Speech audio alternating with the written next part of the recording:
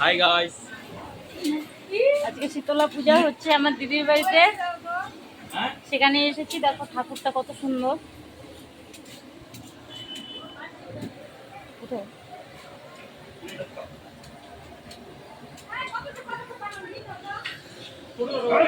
ঠাকুরটা খুব সুন্দর হয়েছে।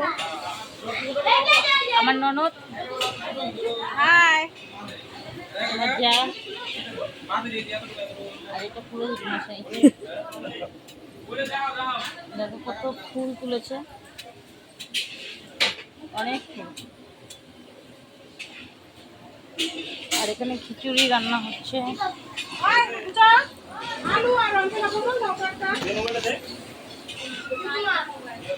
সবজি হচ্ছে, খিচুড়ি এখনো হয়নি।